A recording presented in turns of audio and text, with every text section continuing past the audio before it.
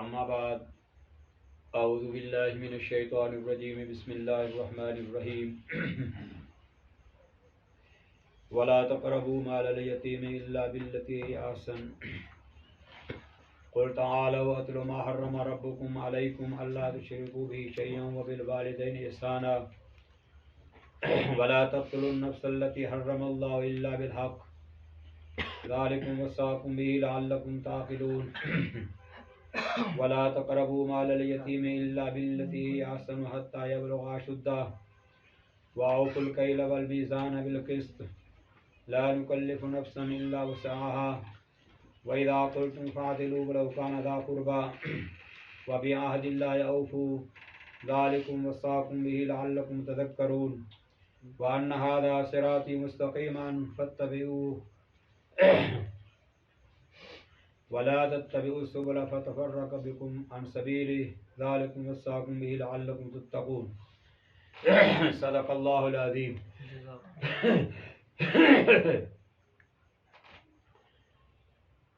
گرامی قدر حاضرین،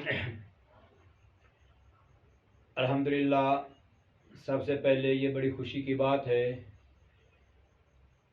کہ الحمدللہ ہم ایک بابرکت اور مبارک محفل میں ہم سب شریک ہیں. قرآن مقدس کے درس کی محفل، قرآن مقدس کے بیان کی محفل، یہ اتنی عظیم محفل ہے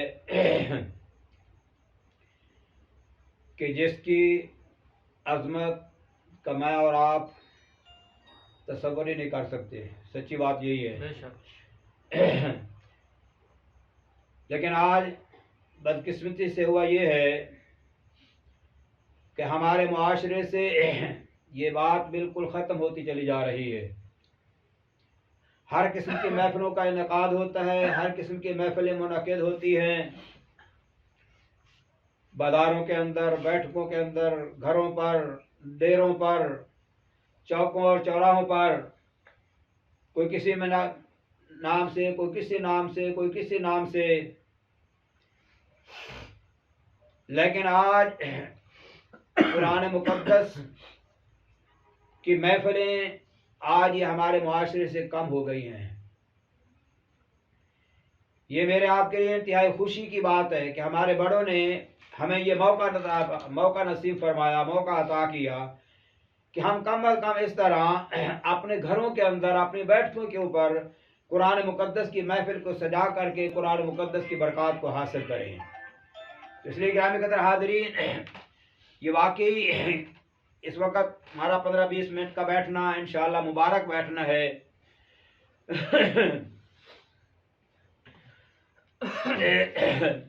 وہ جیسا کہ کسی نے کہا ہے کہ وہ معزز زمان مسلمہ ہو کر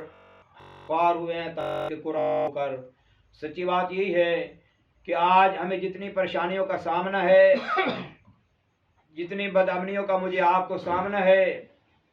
آج جتنی بے حیائی اور ریانی اور فحاشی کا طوفان ہے، جتنی لوٹ مار اور حق تلفی،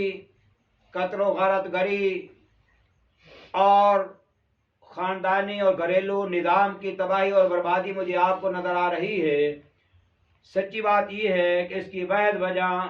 میرا آپ کا قرآن مقدس کو چھوڑ دینا ہے، جس کی وجہ سے یہ ان ساری پریشانیوں کا مجھے آپ کو سامنا ہے. تو یہ جو محفلیں ہمارے بڑوں نے اس لیے یہ غور فرمایا،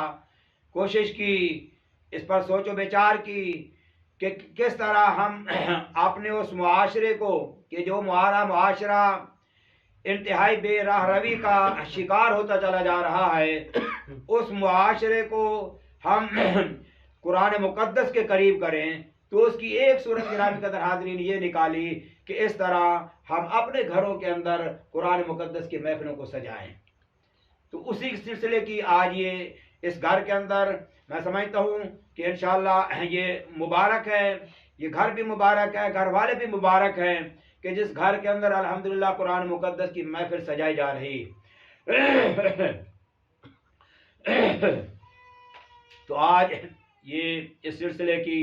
پہلی محفل ہے، انشاءاللہ جیسے بزرگ فرمائیں گے، ہمارے بڑے جیسے فرمائیں گے، انشاءاللہ ان کے مطابق یہ محفلیں ہوتی رہا کریں گی، اور مختلف احباب کی میں اور آپ انشاءاللہ زیارت بھی کرتے رہیں گے اور ان کے بیانات بھی سنتے رہیں گے۔ آج ابتدائی طور پر بڑوں نے مجھے حکم فرمایا تو میں آپ حضرات کی خدمت میں حاضر ہوا ہوں۔ میں نے جو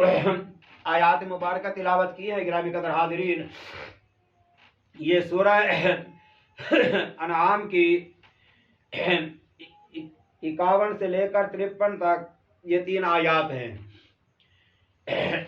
51 سے لے کر 53 تک 3 آیات ہیں، اور گرامی قدر حاضرین یہ آیات ایسی عظیم آیات ہیں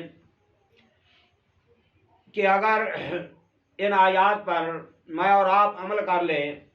ہمارا معاشرہ ان آیات کے اوپر اگر عمل پیرا ہو جائے، سچی بات یہ ہے کہ ہماری ساری پریشانیاں دور ہو سکتی ہیں۔ آج جتنی بھی پریشانیوں کا ہمیں سامنا ہے، جتنی بھی پریشانیاں ہمیں لاحق ہیں، کسی بھی حوالے سے، جس حوالے سے بھی، خاندانی اعتبار سے، معاشرے کے اعتبار سے، معاشی اعتبار سے، معاشرتی اعتبار سے، کسی بھی اعتبار سے جن پریشانیوں کا ہمیں سامنا ہے، اگر ہم ان آیات مبارکہ کے اوپر گرامی قدر حاضرین سچی بات یہ ہے کہ عمل پیرا ہو جائیں تو ہماری زندگی سنور سکتی ہے،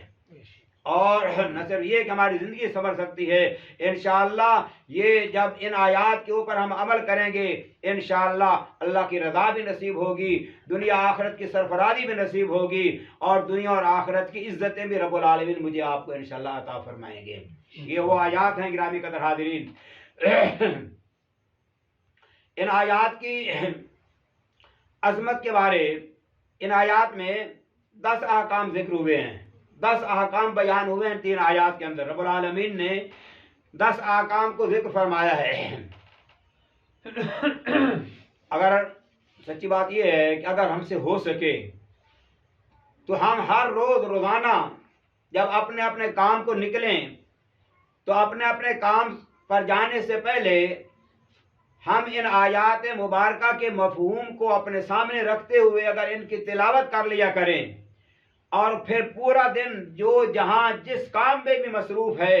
اپنے کام میں مصروف رہے، لیکن یہ آیات اگر اس کے مستحضر رہیں، ان آیات کا مفہوم اور ان آیات کے احکامات اگر اس کے سامنے ہوں گرامی قدر حاضرین، تو وہ یہ جائزہ لیتا رہے دن کو، اور پھر شام کو جب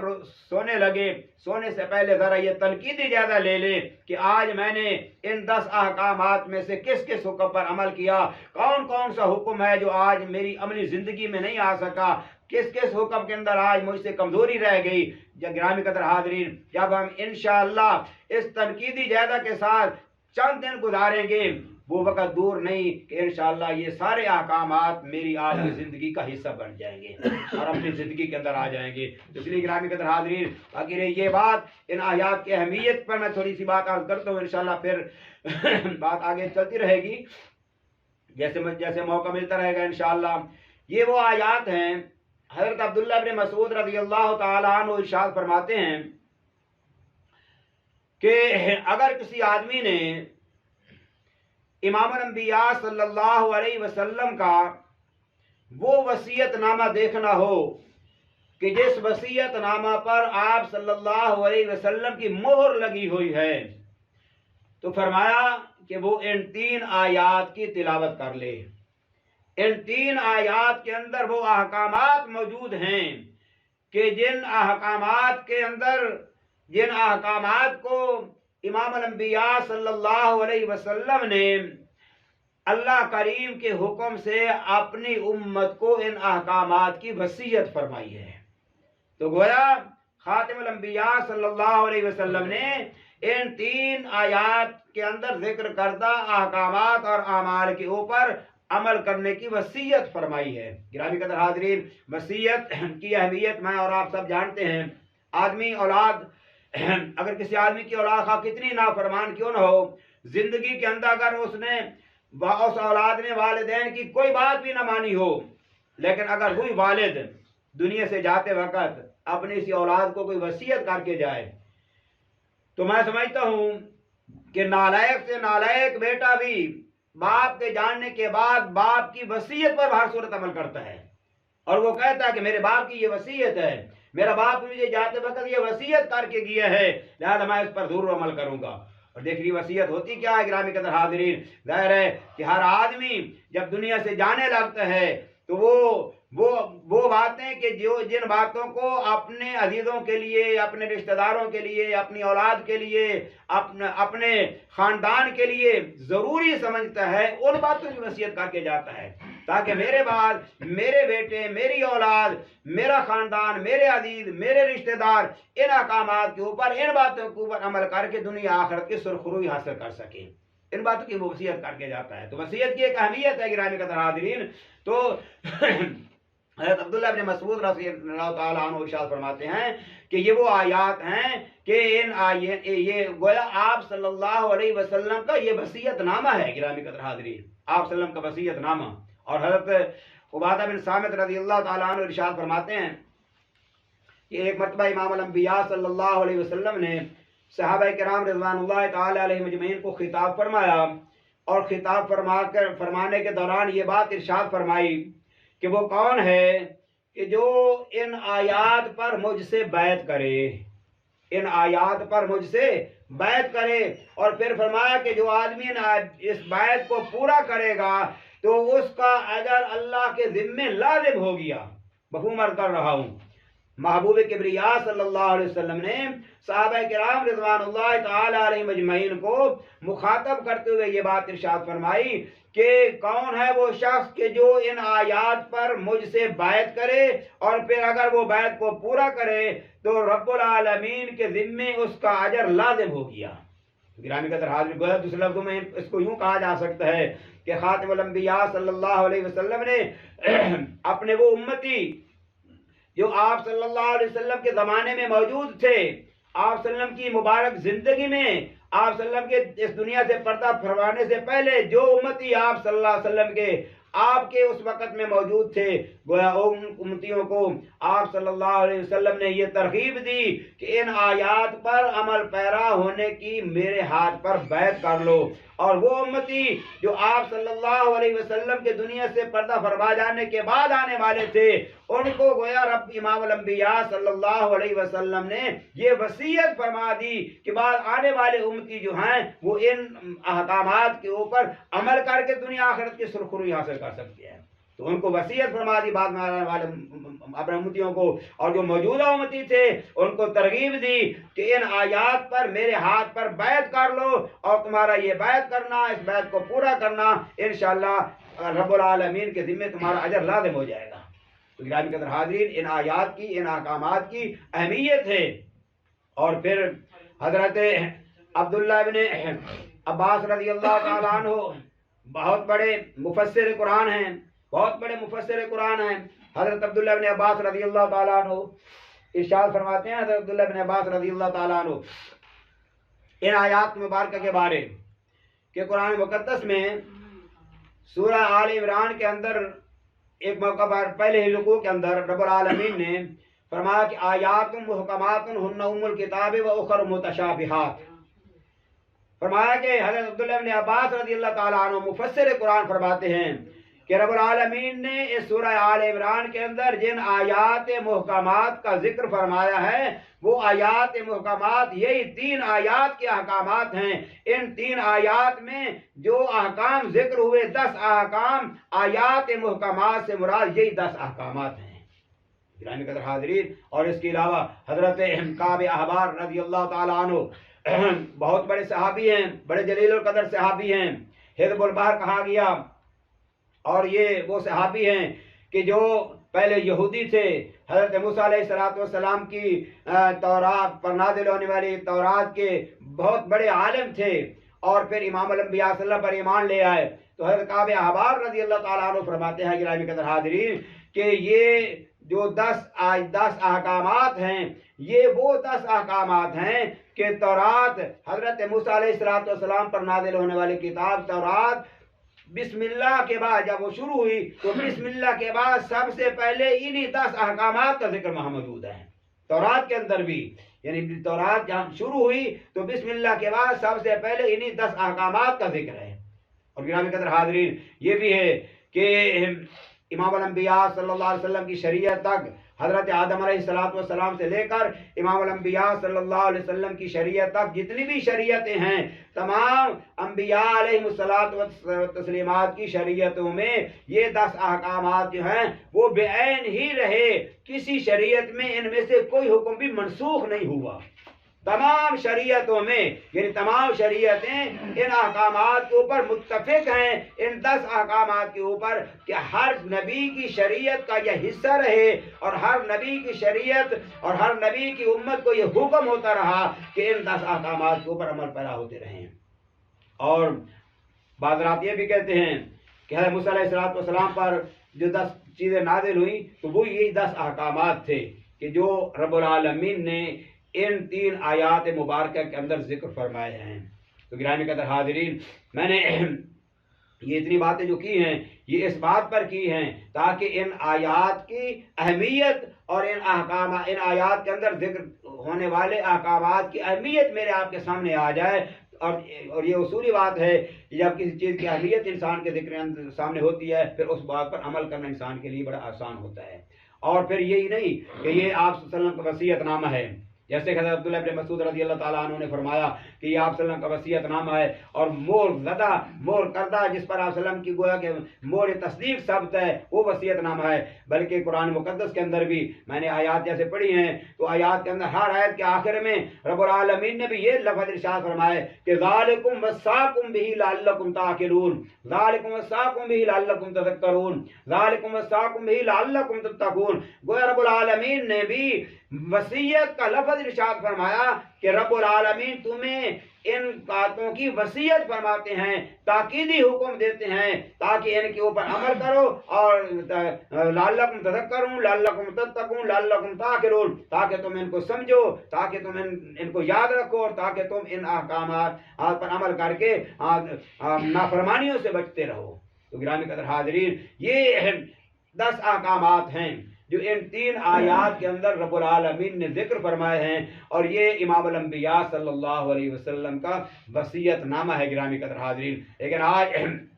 انشاءاللہ اگلی محفلوں میں ان کا تذکرہ کروں گا کہ وہ 10 احکامات ہیں کیا گرامی قدر حاضرین۔ سب سے پہلی چیز، ایک بات کا مختصراً ذکر کر دیتا ہوں، سب سے پہلی چیز جو رب العالمین نے ارشاد فرمائی ان آیات کے اندر کہ اللہ تشرکوا بہ شیئا، قل تعالوا اتل ما حرم ربکم علیکم اللہ تشرکوا بہ شیئا۔ سب سے پہلی چیز کہ جس کا رب العالمین نے ذکر فرمایا کہ اللہ کریم کی ذات کے ساتھ کسی کو شریک نہ کیا جائے، اللہ کریم کی ذات کے ساتھ کسی کو شریک نہ کیا جائے۔ کسی بھی قسم کا شرک، خواہ وہ شرک فی صفات ہو، خواہ وہ شرک فی ذات ہو، خواہ وہ شرک فی العبادات ہو، کسی بھی قسم کا شرک جو ہے وہ اللہ کریم کی ذات کے ساتھ شرک نہ کیا جائے۔ شرک ہے کیا گرامی قدر حاضرین؟ اللہ کی ذات میں، اللہ کی صفات میں، اللہ کی عبادت میں کسی کو شریک کرنا،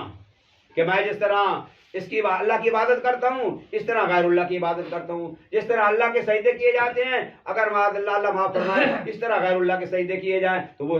شرک فی العبادت ہو جائے گا گرامی قدر حاضرین۔ تو بہرحال شرک، کسی بھی قسم کا شرک کو گرامی قدر حاضرین، سب سے پہلی چیز رب العالمین نے یہ ارشاد فرمائی کہ اللہ تشرکوا بہ شیئا، کہ اللہ کی ذات کے ساتھ کسی کو شریک نہ ٹھہرایا جائے۔ تو اور پھر آگے رب العالمین نے ساری چیزیں بیان کی ہیں، انشاءاللہ وقت پر یہ ساری باتیں انشاءاللہ ذکر ہوتی رہیں گی۔ تو میں عرض یہ کرنا چاہ رہا ہوں گرامی قدر حاضرین، آج یہ ہماری سستی ہے، ورنہ ایک وہ وقت تھا کہ معاشرے کی مسلمانوں کی عورتیں بھی الحمدللہ مسورات کا بھی یہ جذبہ ہوا کرتا تھا کہ کوئی عمل ایسا نہ رہ جائے کہ جس کے اوپر ہم عمل پیرا نہ ہو سکیں، کوئی عمل ایسا نہ رہ جائے۔ احادیث کے اندر بہت سی باتیں آتی ہیں۔ ایک موقع پر صحابیات نے باہم مشورہ کر کے ایک صحابیہ کو آپ صلی اللہ علیہ وسلم کی خدمت میں بھیجا، اس بات کے لیے کہ ہم جو عورتیں ہیں ہم دیکھتی ہیں کہ ہماری گواہی بھی آتی ہے کہ دو عورتوں کے برابر ایک مرد کی گواہی ہے، تو ہماری گواہی بھی آتی ہے، اور اسی طرح ہماری اور بھی کئی ایک چیزیں ہیں کہ جو مرد کے مقابلے میں وہ آتی ہیں، نصف ہیں، جہاد ہمارے اوپر فرض نہیں ہے. اس طرح اور بھی کئی ایک چیزیں ہیں. تو صحابیات کو یہ فکر ہوا کہ کہیں ایسا نہ ہو کہ ہم جو اعمال کرتی ہیں، جو نیک کام کرتی ہیں، کہیں ایسا نہ ہو اس میں اجر بھی ہمیں کم ملتا ہو. یہ بات سوچی اور یہ بات سوچ کر کے ایک صحابیہ کو امام الانبیاء صلی اللہ علیہ وسلم کی خدمت میں بھیجا کہ یار چل کر کے آپ صلی اللہ علیہ وسلم سے دریافت کیا جائے، آپ صلی اللہ علیہ وسلم سے پوچھا جائے کہ کہیں ایسا نہ ہو کہ ہمارے اعمال کے اندر ہمارا اجر و ثواب بھی کم ہوتا ہو، کہیں ایسا تو نہیں ہے. صحابیہ حضور علیہ السلام کی خدمت میں حاضر ہوئی، عرض کیا یا رسول اللہ کہ جیسے یہ ہمارا معاملہ ہے سارا کہ ہماری نماز بھی کم ہے، کہ مہینے کے اندر ہماری نماز بھی کئی دنوں کی رہ جاتی ہے، اور اس طرح ہماری گواہی بھی آتی ہے، اور بھی ایسے معاملات ہیں کہ ہمارا اجر و ثواب اعمال کا وہ بھی کم تو نہیں ہے. تو امام الانبیاء صلی اللہ علیہ وسلم نے یہ بات سنی. رب العالمین نے قرآن مقدس کی آیت نازل کی کہ للرجال نصیب مما اکتسبوا وللنساء نصیب مما اکتسبن. فرمایا کہ جو مرد کریں گے ان کو مردوں کو پورا اجر ملے گا، اور وللنساء نصیب مما اکتسبن، اور جو اعمال عورتیں کریں گی عورتوں کی بھی ان کا پورا اجر و ثواب ملے گا.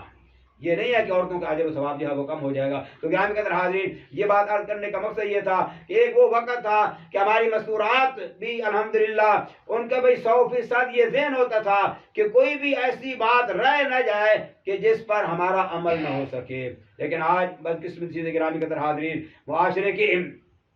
حالات کی وجہ سے آج ہم ہیں کہ اہم سے اہم چیز جو ہے، سب سے زیادہ نماز کی جو اہمیت ہے، آج گرامی قدر حاضرین ہماری نماز بھی رہ جاتی ہے. اللہ ہم سب کی حفاظت فرمائے. قرآن مقدس نے دوسرے مقام کے اندر رب العالمین نے یہ بات ارشاد فرمائی، کل قیامت کے دن جب ہم سب رب العالمین کے دربار میں حاضر ہوں گے تو اس وقت بعض دفعہ ایسا ہے کہ قرآن مقدس، وہ لوگ جو قرآن مقدس پر عمل نہیں کرتے، آج قرآن مقدس ہم نے اپنی الماریوں میں تو سجایا ہوا ہے، طاقوں میں رکھا ہوا ہے، باقی سارے کام کرتے ہیں، تعویذ گٹے بھی قرآن مقدس سے دیے جا رہے ہیں، اور جب قسم اٹھانے کی ضرورت پڑتی ہے اس وقت بھی قرآن مقدس کو استعمال کیا جاتا ہے، قرآن مقدس اٹھایا جاتا ہے، اور اس طرح اور بھی گرامی قدر حاضرین. لیکن قرآن مقدس جس مقصد کے لیے نازل ہوا تھا گرامی قدر حاضرین، آج وہ چیز ہمارے اندر نہیں ہے. قرآن مقدس کے نزول کا مقصد تو یہ تھا گرامی قدر حاضرین کہ اس کے ایک ایک حرف پر، ایک ایک لفظ پر، ایک ایک حکم پر، ایک ایک بات پر 100% عمل کیا جائے. قرآن مقدس کے نزول کا مقصد یہ ہے گرامی قدر حاضرین. یہ جو ہم نے کوشش کی ہے محفلوں کے سجانے کی، یہ اس لیے ہے کہ اللہ کرے قرآن مقدس کا ایک ایک حکم جو ہے وہ ہماری زندگی کے اندر آ جائے. تو اس کے لیے سارے کوشش فرمائیں گے نا انشاءاللہ.